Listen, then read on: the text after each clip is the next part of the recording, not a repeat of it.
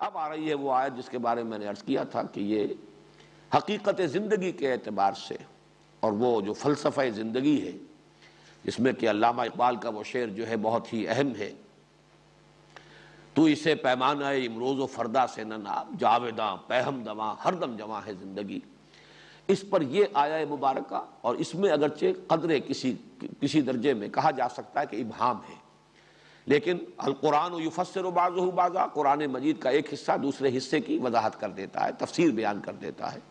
تو اگر نظائر کے حوالے سے سمجھا جائے تو بات بالکل 2 اور 2 4 کی طرح واضح ہو جائے گی۔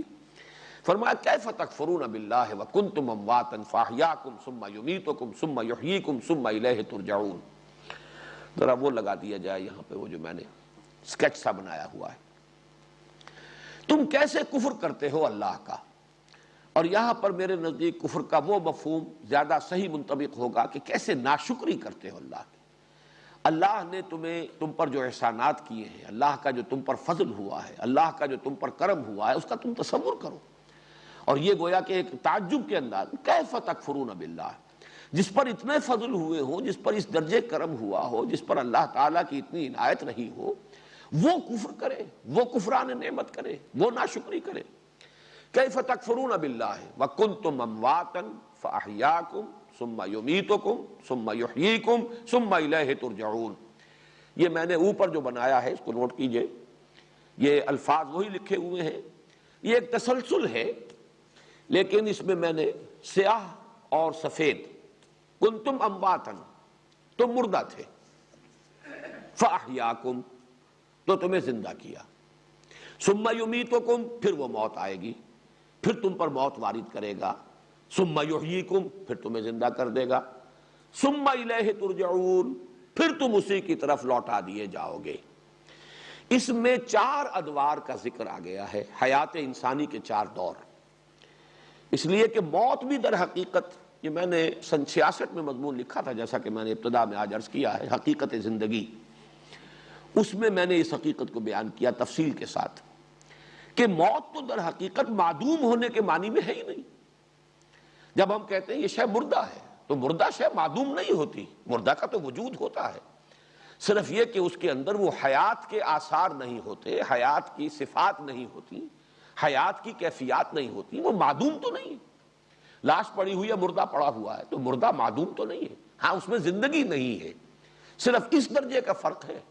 تو یہ نہیں کہا گیا کنتم معدوما فخلقکم کہ تم معدوم تھے پھر تمہیں پیدا کیا، کنتم امواتا۔ اور یہی وجہ ہے کہ حضور صلی اللہ علیہ وسلم نے بڑی خوبصورت تشبیہ جو دی ہے موت کو، وہ نیند سے دی ہے۔ جب ہم صبح کے وقت اٹھیں تو اگر وہ دعا یاد ہو حضور صلی اللہ علیہ وسلم کی، ویسے تو سوتے ہوئے بھی اللہم باسمک اموت و احیا، داہنے ہاتھ پر اپنا دانا گال رکھ کر قبلہ رخ ہو کر داہنی کروٹ پر لیٹ کر اللہم باسمک اموت و احیا، اے اللہ تیرے ہی نام سے میں مرتا ہوں اور تیرے ہی نام سے میں زندہ ہوں گا۔ اسی طریقے سے الحمدللہ الذی، صبح آنکھ کھلے الحمدللہ الذی احیانی بعدما اماتنی والیہ النشور، کل شکر کل حمد کل ثنا اس اللہ کے لیے جس نے مجھے دوبارہ زندہ دیا، زندگی بخشی، زندہ کر دیا، اس کے بعد کہ مجھ پر موت وارد کر دی تھی، وَإِلَيْهِ النُّشُورُ، اور اسی طرح اس کی طرف لوٹ جانا ہے۔ یعنی جیسے روزانہ شام کو تم سوتے ہو، ایسے ہی ایک روز موت کی نیند سو جاؤ گے، جیسے روزانہ صبح کو بیدار ہو جاتے ہو، ایسے ہی ایک وقت آئے گا کہ تم صبح کو بعث بعد الموت جو ہے صبح قیامت کو تم بیدار ہو جاؤ گے، فَإِذَا هُمْ قِيَامٌ يَنظُرُونَ، تو اچانک ہوگے وہ کھڑے ہوئے دیکھتے ہوئے۔ تو معلوم ہوا کہ یہ موت اور نیند یہ بہت ایک دوسرے سے مشابہ، بہت قریب ہے، اس لیے کہ نیند میں بھی اصل میں شعور چلا گیا ہے، موت میں جان نکل گئی ہے۔ اصل تو انسان کی جو ہے وہ اصل حقیقت اس کا شعور ہے، نیند میں جان تو رہ گئی لیکن یہ کہ شعور جو ہے وہ سلب کر لیا گیا۔ البتہ جب موت آئی ہے تو وہ جان بھی شعور کے ساتھ، وہ جان جو ہے حیات وہ بھی سلب کر لی گئی، لیکن جسم تو پڑا ہوا ہے، وہ 2 من کی لاش جو ہے وہ تو موجود ہے۔ تو اس میں جو 4 انوار آ رہے ہیں، کنتم امواتا فاحیاکم ثم یمیتکم ثم یحییکم، تم مردہ تھے تو تمہیں زندہ کیا، پھر تم پر موت وارد کرے گا، پھر تمہیں زندہ کرے گا، پھر تم اس کی طرف لوٹا دیے جاؤ گے۔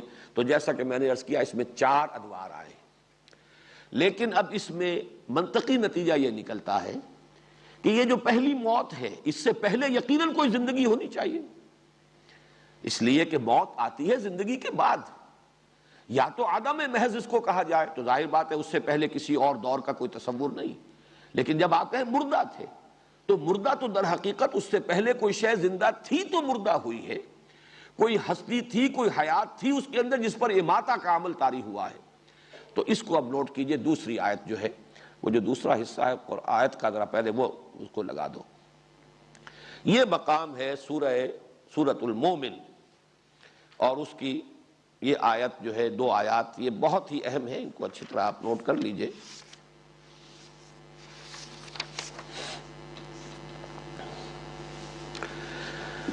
یہ اہل جہنم کا تذکرہ ہو رہا ہے۔ ان الذین کفروا ینادون لمقت اللہ اکبر من مقتکم انفسکم، آیات 10 اور 11 ہیں سورہ المومن کی۔ اذ تدعون الی الایمان فتکفرون، یقیناً وہ لوگ جنہوں نے کفر کیا ہوگا اور وہ جہنم میں ہوں گے، انہیں پکارا جائے گا، ندا کی جائے گی، ان سے کہا جائے گا آج جس قدر تم اپنے آپ سے بیزار ہو اس سے کہیں زیادہ بیزار اللہ تھا تم سے، جبکہ تمہیں ایمان کی دعوت دی جاتی تھی اور تم کفر کرتے تھے۔ ظاہر بات ہے کہ اہل جہنم پر جو بیت رہی ہوگی، جس درجے انہیں اپنا وجود گراں محسوس ہو رہا ہوگا، موت پکار رہے ہوں گے، موت کا کہ کسی طریقے سے موت آئے، ہمارا خاتمہ ہو جائے اور ہمیں اس مصیبت سے چھٹکارا ملے۔ ینادون لمقت اللہ اکبر من مقتکم انفسکم اذ تدعون الی الایمان فتکفرون، جب تمہیں ایمان کی دعوت دی جاتی تھی، آمنوا باللہ ورسولہ، اور تم کفر کرتے تھے۔ اب وہ فریاد کریں گے، بہت اہم آیت ہے یہ قرآن مجید کی۔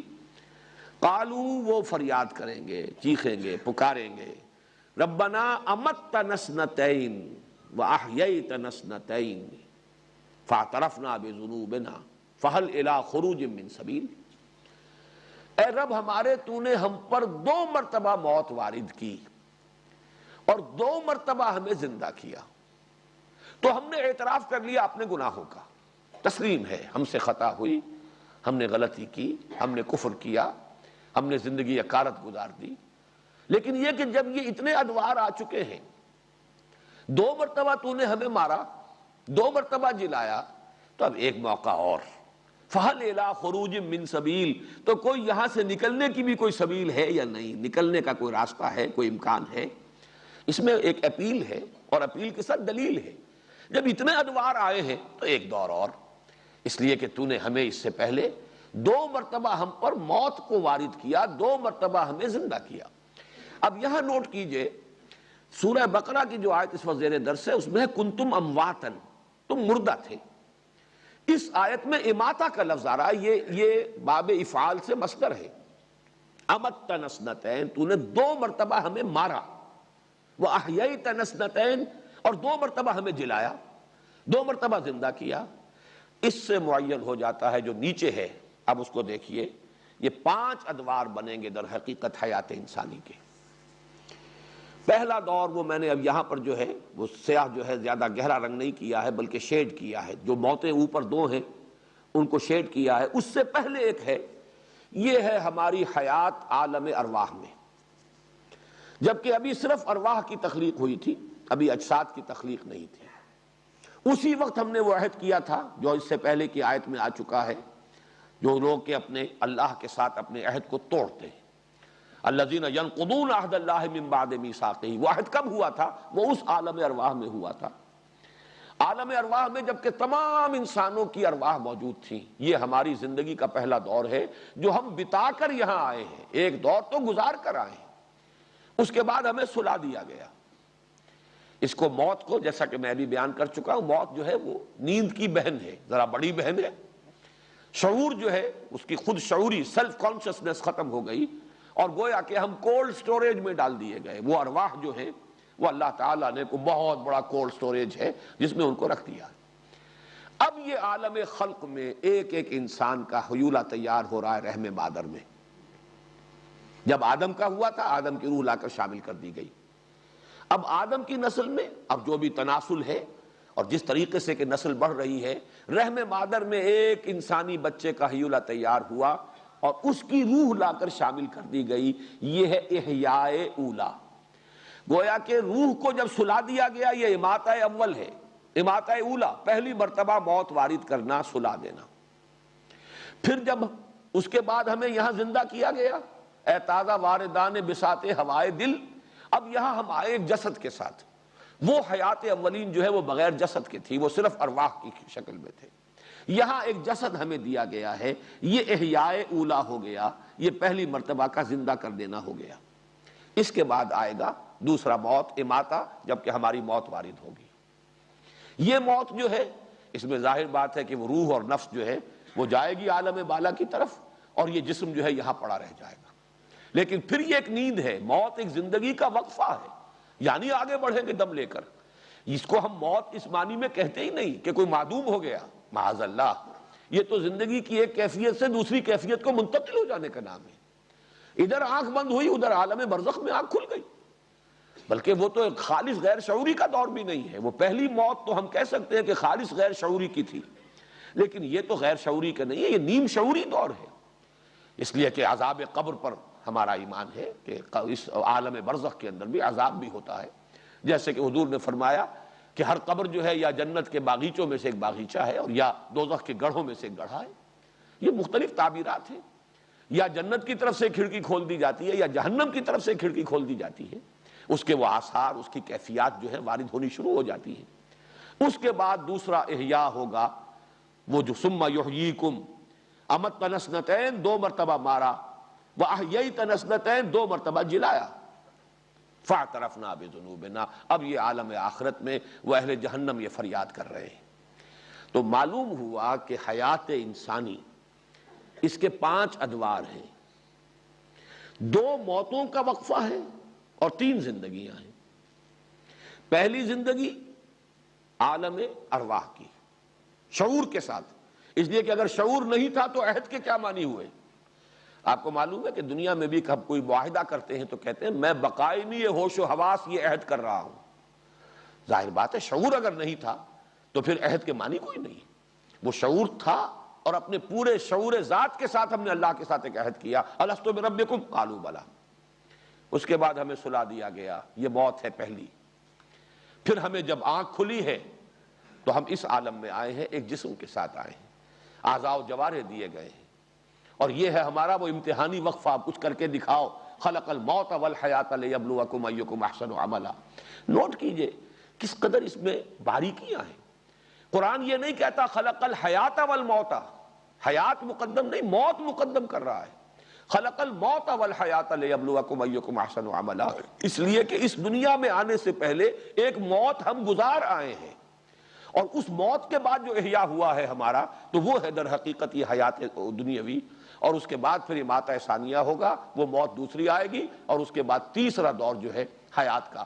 تو گویا کہ کل تو 5 ادوار ہیں جو الفاظ میں نے وہاں لکھے ہیں، انا للہ و انا الیہ راجعون کے مابین حیات انسانی کے 5 ادوار۔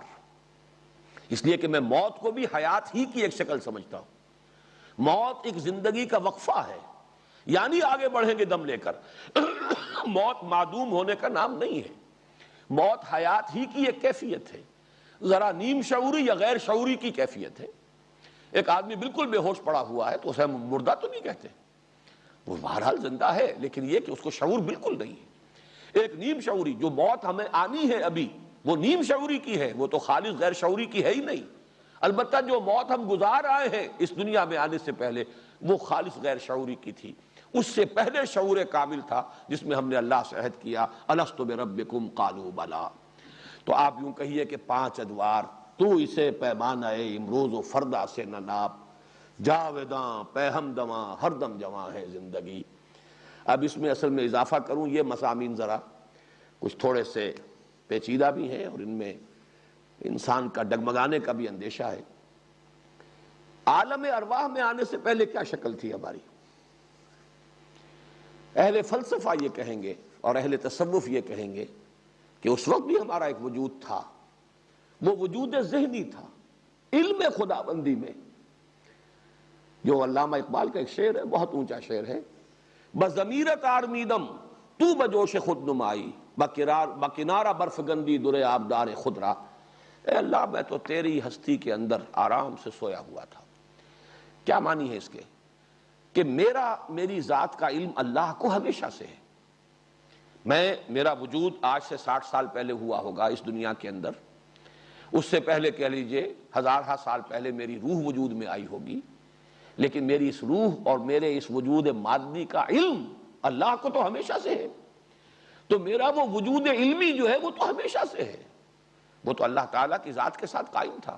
بضمیرت آرمیدم تو بجوش خود نمائی، بکنارہ برف گندی در آبدار خدرا۔ جیسے سی پی کے اندر موتی جو ہے وہ بن رہا ہوتا ہے خوبصورت، یہ اس کی اپنی جو ہے تخلیق ہے سی پی کی، پھر وہ سی پی کا منہ کھلتا ہے اور وہ اپنے اس موتی کو باہر پھینکتی ہے تاکہ معلوم ہو دنیا کو کہ اس نے کیا بنایا ہے، کیا اس کی تخلیق ہے، کس قدر حسین تخلیق ہے۔ تو پروردگار میں تو تھا، لیکن یہ کہ مجھے اپنا نہ کوئی شعور تھا، تیری ذات کے اندر میری وہ علمی ایک وجود کی کیفیت باقی تھی۔ وجود خارجی ہمارا پہلے ہوا، وہ ہوا عالم ارواح میں روح کی حیثیت میں، پھر اس کے بعد ایک نیند ہم پر طاری کر دی گئی، کولڈ سٹوریج میں ڈال دیے گئے، پھر ہمارا تعلق اس جسد کے ساتھ رحم مادر میں قائم کیا گیا۔ حدیث میں بھی آیا ہے اور سورہ مومنون میں قرآن مجید میں بھی ہے۔ حدیث میں آیا ہے کہ جنین جو ہے رحم مادر میں، آج لفظ جنین بھی آیا تھا ہمارے درس میں، وہ ایک عرصہ اس پر نطفے کی شکل میں ہے، پھر کچھ وقت جو ہے اس کا علقہ ہے، پھر وہ علقہ جو ہے وہ پھر مضغہ بنتا ہے، پھر یہ کہ اللہ تعالیٰ فرشتے کو بھیجتا ہے جو اس میں روح پھونک دیتا ہے، فَيَنْفَخُ فِيهِ الرُّوحُ۔ اس روح کو لوگوں نے سمجھا ہے زندگی، زندگی نہیں، زندگی تو نطفہ بھی زندہ تھا۔ آپ کو معلوم ہے سپرمیٹوزوان جو مرد کا جرثومہ ہوتا ہے اس میں تو بڑی حرکت ہوتی ہے، بڑی تیزی کے ساتھ، جوش و خروش کے ساتھ متحرک ہوتا ہے، وہ زندہ شے ہے، مردہ شے تو نہیں ہے۔ اسی طرح عورت کی طرف سے آنے والا جرثومہ جو ہے اووم، وہ بھی ایک زندہ شے ہے، لیونگ اینٹیٹی ہے۔ تو حیات جس شے کا نام ہے وہ تو پہلے سے تھی، اصل میں وہ روح وہ ہے جو کولڈ سٹوریج میں، جو اس شخص کی، اس انسان کی معین روح تھی، وہاں سے لا کر اس کا تعلق قائم کیا گیا۔ یہ ہماری زندگی کا تیسرا دور۔ اس کے بعد موت آئے گی، ہم نہیں کہہ سکتے کتنے ہزار سال ہم اس عالم برزخ میں پڑے رہے۔ حضرت آدم کے زمانے کے لوگ کتنے ہزار برس ہو گئے کہ وہ عالم برزخ میں ہیں، ابھی ہم کچھ نہیں کہہ سکتے، طویل بھی ہو سکتی ہے، اور جو آخری زمانے کے لوگ ہوں گے ان کا ظاہر بات ہے وہ وقفہ تھوڑا ہوگا، جو پہلے زمانے میں گزر چکے ہیں ان کی وہ عالم برزخ کی زندگی زیادہ ہے، لیکن بعد میں آنے والوں کی وہ جو موت پہلی تھی وہ لمبی تھی، عالم ارواح کے بعد اس دنیا میں آنے تک کا وقفہ ان کا لمبا تھا۔ لیکن یہ سارا کوانٹیٹیٹو فرق ہے، لیکن یہ کہ اصل وہی ہے 5 ادوار۔ 5 ادوار سے پہلے ہمارا وجود علمی تھا، ذات باری تعالی میں علم کی حیثیت سے ہمارا ایک تشخص، ہمارا وجود تھا، اور ادھر انا الیہ راجعون۔ اب یہاں بھی خاص طور پر نوٹ کیجئے، جب لفظ ثم آیا ہے اس کے کوئی معنی ہے، ثم تراخی کے لیے اس میں بھی ذرا ایک تاخیر کے ساتھ تراخی آتی ہے، اس اعتبار سے کنتم امواتا فاحیاکم ثم یمیتکم ثم یحییکم ثم الیہ ترجعون۔ ثم یحییکم پر بات ختم نہیں ہو گئی ہے، پھر تم لوٹا دیے جاؤ گے اس کی طرف۔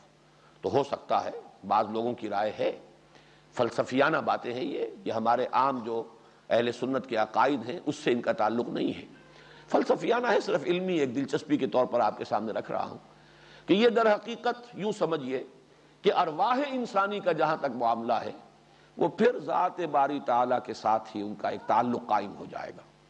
اس دنیا میں بھی روح انسانی کا براہ راست ربط اور تعلق ذات باری تعالیٰ کے ساتھ ہے، جس کو کہا گیا ہے کہ در حقیقت جیسے سورج کی شعاعیں ہوتی ہیں وہ کروڑ ہا میل آ کر بھی سورج سے سلسلہ منقطع نہیں ہوتا، وہ کرن جو ہے وہ اپنے اصل منبع سے جدا نہیں ہے، علیحدہ نہیں ہے۔ اور یہ بھی معلوم ہوا ہے کہ یہ جو سورج کی شعاعیں ہیں ان کے اندر بھی ایک ٹینڈنسی ہے ٹو ریٹرن ٹو دی سن، یہ چکر لگا کر اور ایک کرو بنا کر ان کی ٹینڈنسی جو ہے انہیرنٹ وہ یہی ہے کہ یہ واپس اپنے مرکز اور منبع کی طرف لوٹ جانا چاہتی ہیں۔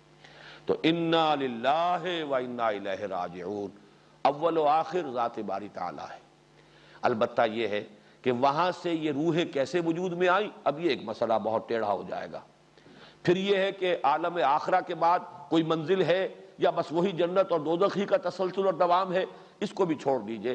یہ وہ چیزیں ہیں کہ جو صراحتاً اور تفصیلاً قرآن اور حدیث میں مذکور نہیں ہیں، لہذا اسپیکولیشن کا دائرہ اس میں کھلا ہوا ہے، اپنی اپنی سوچ کے مطابق، اپنے اپنے ذوق کے مطابق۔ لیکن یہ ضرور ہے انا للہ و انا الیہ راجعون کے مابین حیات انسانی کے 5 ادوار۔